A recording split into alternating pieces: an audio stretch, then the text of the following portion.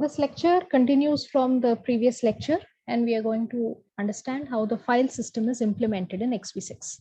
Please refer to this URL for more information about this complete series of lectures on operating systems. So let us begin with understanding how the disk is formatted in XV6, right? So the disk layout is shown here. You have, of course, the boot block first, followed by the super block. So what is the super block? Is the master block, and it describes the entire layout of the file system. You can see it here. It indicates what is the size of the file system, how many data blocks, how many inodes, where are each of these located, where do the inodes start, where does the log start. All of this information is there in the super block.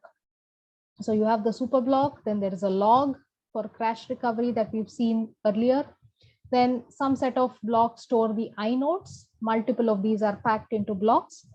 Then you have the bitmap, which indicates which of the data blocks are free. And finally, you have the actual data blocks, which store the file data. This is how the disk is formatted.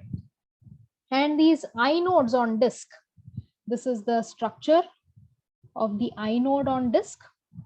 It contains a lot of information about the file, the type of the file, the device numbers, and so on. And the main piece of information it contains is the numbers of the data blocks, the addresses of the data blocks, that is pointers to the actual data blocks of a file are stored in the inode. So there are n direct number of direct pointers and one indirect block, right? That is the XV6 inode structure. So note that directory is also a special type of file. This file type indicates if it's a file or a directory or so on. And directory is also a special file where these data blocks of a directory actually contain directory entries. That is, they contain these, this is the structure of the directory entries. They contain a mapping from the file name to the inode number of the file. Right, this piece of information is maintained in the directory entries of all the files that are located in that directory. And one other important piece of information in the inode is the link count. So this is the number of directory entries that have a pointer to a particular inode. That is the link count. So if a inode is linked from two different directories with two different file names, for example, then its link count will be 2. Right, so this is the disk layout of XV6.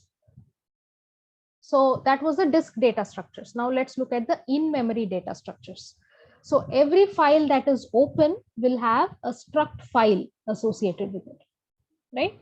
Which has, among other things, a pointer to the inode of the file. So whenever you open a file, you bring the inode into memory from disk and you have a struct file that has a pointer to this inode so that the information about the file is easily accessible, like the addresses of the disk blocks, the data blocks, and so on. Right, so all the struct files in XV6 are stored in a fixed size array called the file table or F table. So this has a bunch of struct file entries. Okay, and these struct file entries, what do they have? They simply have a pointer to the inode of that file. So then the other piece of data structure, we've seen this before, is the file descriptor array of a process, right? So this is a line from the struct proc of a process.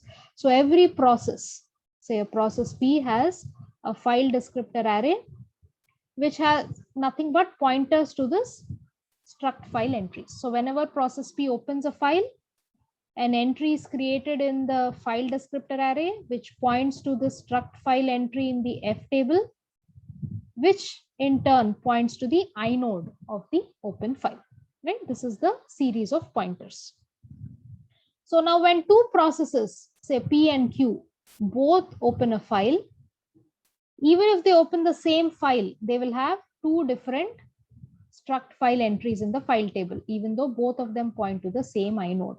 Why is that? Because these two processes will read and write independently, right? So they will have different offsets into the file, and the struct file entry has an offset, and you want different offsets for different files. Therefore, they will have two different entries in the file table. On the other hand, when a process P forks a child C, In that case, the file descriptors are exactly copied. Therefore, if P is pointing to a file table entry, C will also point to the same file table entry, right? In this case, the offsets are shared between a parent and a child. So the reference count of this file table entry basically indicates how many such file descriptor arrays are pointing to this file table entry. Similarly, an inode also, as we will see, will have a reference count indicating how many of these file table entries are pointing to it.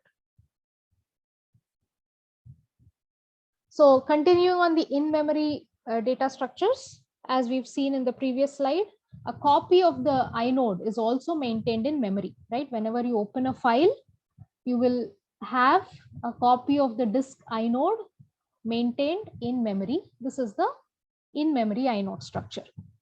And various things point to this in-memory inode structure. For example, we have seen the file table entries point to it. Okay, so the in-memory inode is mainly a copy of the disk inode. It has, the addresses of the data blocks of the file and so on. And in addition to that, it has a few extra fields. And we will see what those extra fields are. And all of these in-memory inodes are stored in, again, a fixed size array called the inode cache or the iCache. This is nothing but an array of inode structures.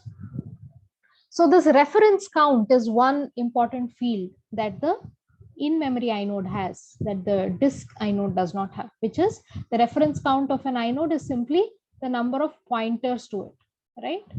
The number of pointers from, say, file table entries and other things like the current working directory of a process, all of those maintain pointers to inode. The number of those pointers is the reference count of the inode. Note that this is different from the link count of an inode.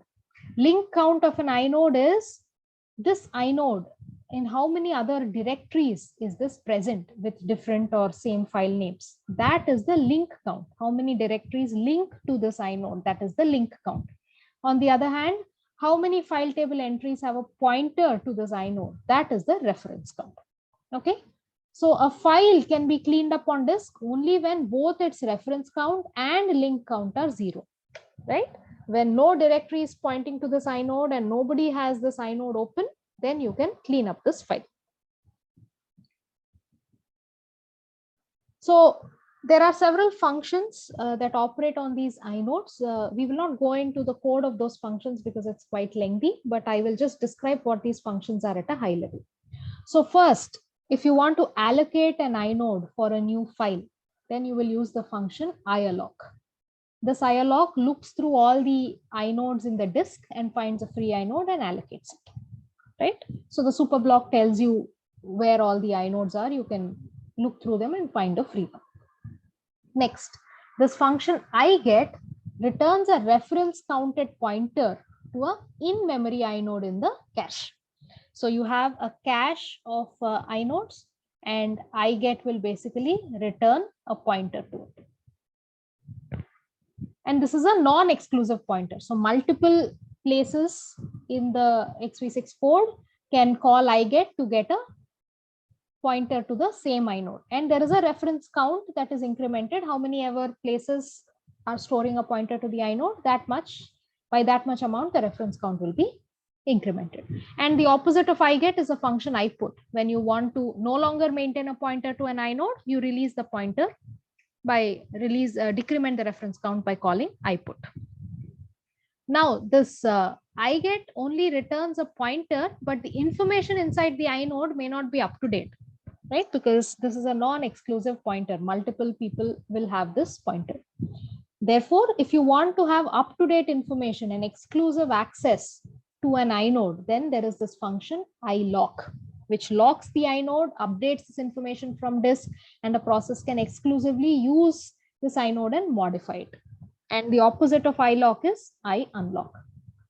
And finally, whenever a process changes an inode, it has to call the function iupdate to propagate the changes from the in-memory inode copy to its disk copy. So usually the sequence of operations is as follows. You allocate an inode, then you maintain a pointer to it in the file table when the file is open. Then when you want to actually modify the inode for some reason, then you lock it, you make any changes to it, then you update it, and then you unlock, and when the file is closed, you do a put, and so on, right? So these are the set of functions that operate on the inode. So another important function that operates on the inode is this function bmap. So the important piece of metadata that an inode stores is the addresses of the data blocks of the file, right, which are stored in this array. Okay, so this array, there are n direct number of direct block numbers, and then the last is the indirect block that has n indirect number of blocks in the last block in this array, right?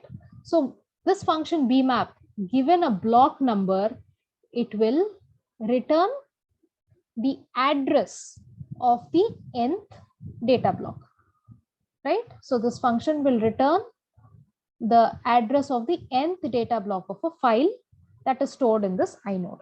So this function is very useful to read and write file data. Okay, so functions read I, write I, which are used to read and write file data, will simply invoke this function bmap. So given an inode of a file, you can read and write file data at any offset using this function bmap. So how does bmap work? So first, if this block number is less than n direct, then it's a direct block. You simply read the address from this array of addresses that is stored in the inode and you return it. Now, if this block number is more than the direct block number, then you have to go to the indirect block, right? You decrement this value of bn. Then if you have to go to the indirect block, then you first read the indirect block from disk, and from there, once again, you index into the indirect block and get the address and you return that. Okay, so one interesting thing about this bmap function is it can also allocate data blocks. It can also be used when writing to a file, right? So suppose your file only has 5 blocks and bmap is asked to return the 6th block.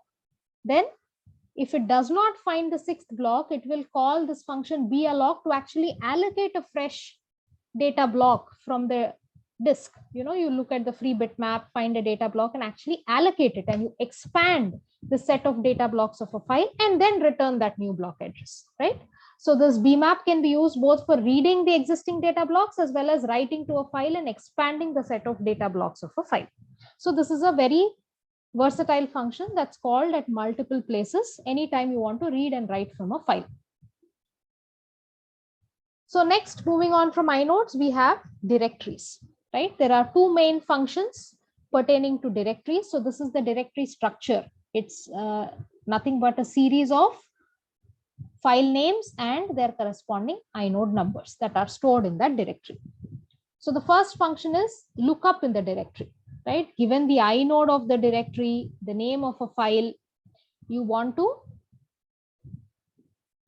return the inode of that file, and you also want to set the offset in that directory data block where this file entry is stored, right?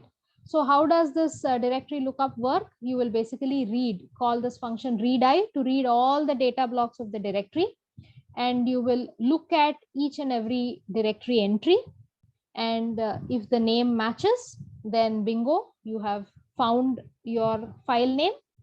You set the offset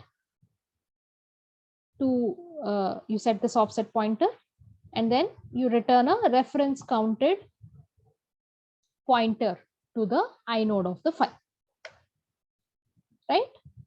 So the next function is directory link. This is if you want to add a file name, a directory entry to a directory. You want to add a file to a directory. Then what do? You will first check that the file name is not present in that directory. You cannot have two files with the same name in the directory. Okay, you will first check for that. Then assuming the file name is not present, you will look through the directory entries in the directory. You will read each of them and you will try to find an empty directory entry where the inode number is not set. Then you will find that empty directory entry, you will write the inode number of the file and you will copy the file name. And now you have added a new file to this directory. You will update the data block of the directory and you will return. So these are functions to look up a file in a directory or add a file to a directory. So now next, how do you create a file? Assuming a file doesn't exist in a directory, how do you create it? Right? So this function create takes the path name and the type of the file and the device numbers as arguments. So how do you create this file? So you will first locate the inode of the parent of this file by walking all the way, by walking the file path. How do you do it? If you have /a/b/ foo.txt, if this is the file you want to create, you will start with the root directory, look up the inode of the root directory, find the data blocks of the root directory. In the data blocks of the root, you will locate this entry A. Then in the data blocks of A, you will locate the entry B, and in the data blocks of B. So now you found the inode of the parent directory in which you want to create this file. Now in this parent, you will try to look up to see if this file foo.txt exists. You will call this directory lookup function that we've just seen. Okay. If the file already exists, then you will simply return that inode. There is nothing more to do. The creation is done. Otherwise, if the file does not exist, then you will begin with allocating a new inode and you will lock the inode. You will fill in all the pieces of information, like this is the first time the file is being created, so the link count is 1. And if the file you are creating is a directory, you will add some special entries for dot and dot dot. If it is a regular file, then you will link it to the directory. You will add a entry in the parent directory linking the name of the file and its inode number that you've just allocated, and you will return this inode. Okay, so this is the process of creating a file. Now let's look at this open system call. Okay, so this open system call takes 2 arguments, the file name and the mode in which you want to create a file. Okay, so if this mode specifies that you can create, this is the mode in which you want to open the file. Now, if this mode has the create flag set, then you will create the file. Otherwise, you will not create the file. Okay. So now this open system call has gotten the mode, and if needed, it has created the file if the flag is specified. And now next, what do you do? Now you have a pointer to the inode of the file. You have created the file and you have been returned a pointer to the inode of the file. So next, after all of this is checking a bunch of error conditions, then what do? You allocate a new file table entry and you allocate a new file descriptor entry that points to this file table entry, right? So there is an inode pointer, there is an inode here. Okay, let's draw this properly. There is an inode and there is a file table entry that has been created that points to this inode, and there is a file descriptor entry that has been created that points to the file table. All of these are set up, and the struct file entry is pointing to this inode. The file descriptor entry points to the struct file. So all of these pointers have been set up, and then you return the index of this new file descriptor entry. The return value from a system call is the index of the file descriptor entry. And also note, there is this begin op and end op to capture all the changes made to the disk blocks in a log file, right? So this is the open system call. So now let's look at the link system call. What is the difference between link and open? So link links an existing file from another directory. Okay. So the link system call, you can provide an old file name and say that you want to link it with a new name. So this is hard linking. So how does linking work? You first fetch the arguments, the old and the new names, and you look up and get a pointer to the inode of the old file. And then for the new file name, you get a pointer to the parents directory. And in that parents directory, you go add an entry. In the new parent directory, you add an entry with the new file name, right? So once you do this, so you have an old file name, then from the new location, you have linked to the old inode. Okay, from this new directory entry, you have linked to the old inode. So that is the concept of linking. And of course, because now you have an extra link to the same inode, you will update the link count of the inode, right? So this is the link system call. Now, next, let's look at the read system call. So all the other system calls follow the same pattern. They are all fairly straightforward. For example, if the read system call is there, you will first, get all the arguments from the stack, and then you will simply call file read. So you have a pointer to the struct file entry, and then you have the address of the buffer into which to read, the number of bytes to read. So from the struct file entry, you can find the inode, and you simply call read I on the inode, right? You know the offset, you have the inode. From then you can call the bmap function that we've seen to actually fetch the data block that has this offset, and you can read that data block and you can return the data. Okay, and note that you can read from pipes also in the same way. So if the file is a pipe, you will call the pipe read function that we had seen in a previous lecture. And after all of this, one important thing you'll also do is you'll also update the offset. After you've read n bytes, you'll also update the offset.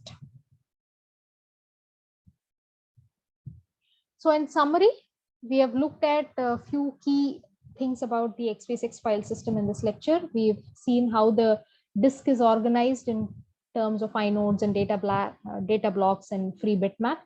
We've also seen the in-memory data structures like the file descriptor array, which points to the struct file entry in the file table, which points to the in-memory inode in the inode cache. So these are important in-memory data structures pertaining to the file system.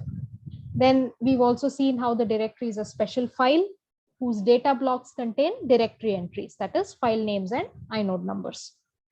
Then finally, we've seen a few system calls related to the file system. All of these simply extract arguments and perform various operations on these in-memory and the on-disk data structures. And all of these operations translate into block reads and block writes, which happen via the block IO layer and the buffer cache that we've seen in the previous lecture. So this completes our discussion of the x86 file system.